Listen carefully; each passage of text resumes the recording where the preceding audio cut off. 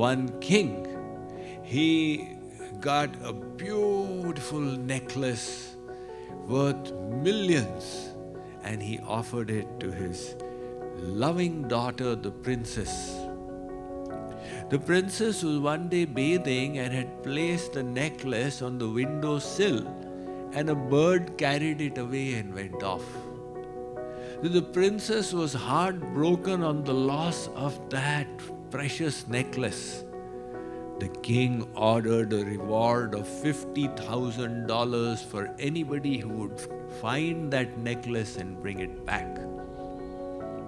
So people searched here and there, and it was not locatable until one man was walking from his home to his factory, and the walk would take him by the riverside.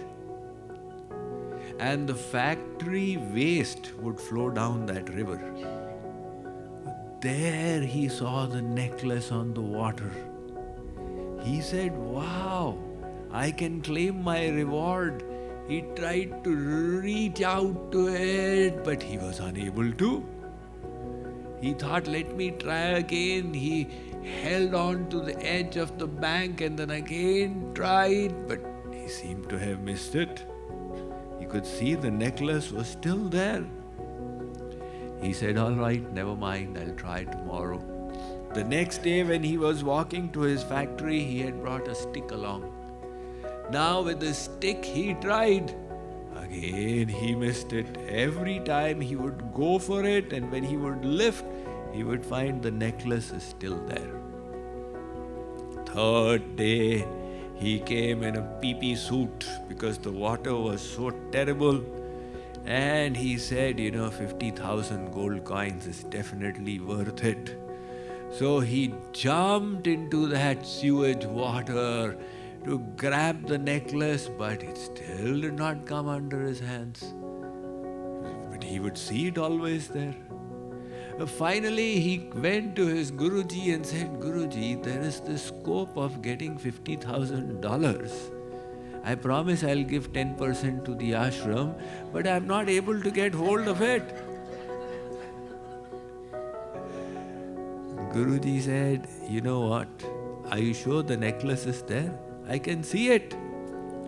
He said, "It's possible it is hanging from the tree above and all you're seeing is the reflection on the water." That was exactly the case. So this world is also a reflection of the spiritual world.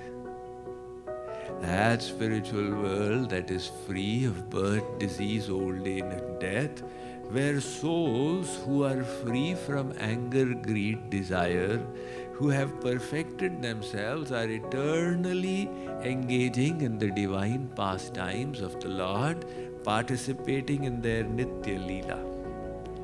They are doing the real bhog of Anand. They're getting the bliss of devotion in service to God. So there, God is the center. And this material realm is a reflection of that, where we see ourselves as the center. And we want to enjoy from ourselves separate from God.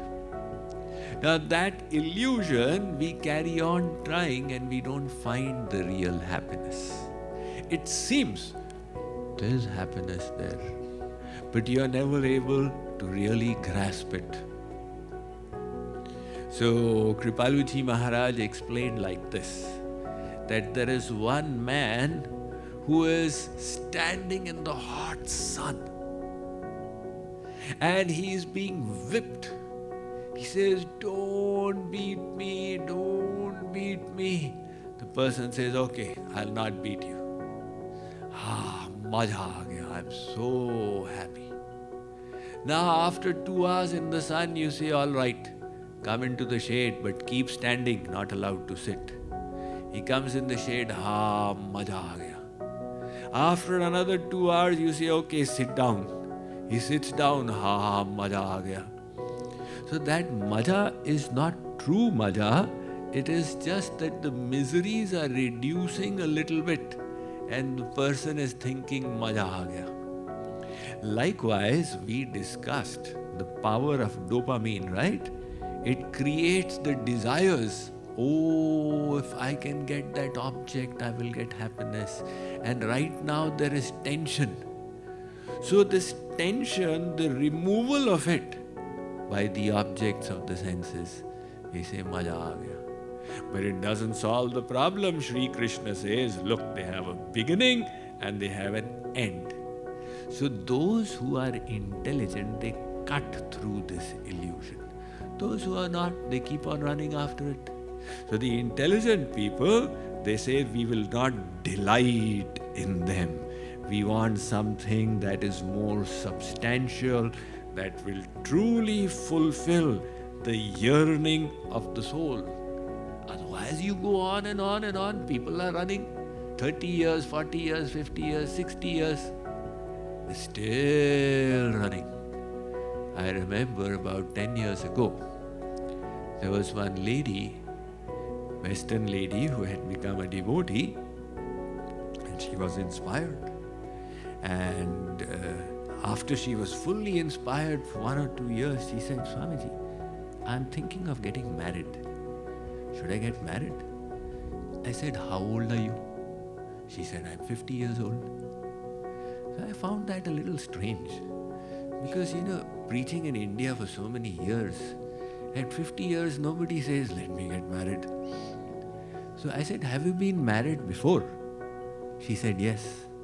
I said, how many times? She said, 3 times. I said, my God, you had 3 rehearsals, now you want the 4th one?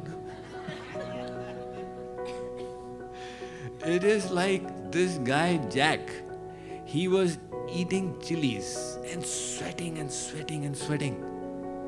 So I asked him that, why are you sweating? He said, Swamiji, I'm eating chilies and they are painful. So I said, then why don't you stop eating them? He said, there's a chance I may get a chili that is not bitter. In that hope, I'm just eating it. So you can go on and on and on running, but someday you have to draw a line that enough is enough. Now, I need to think of the real pleasure of the soul.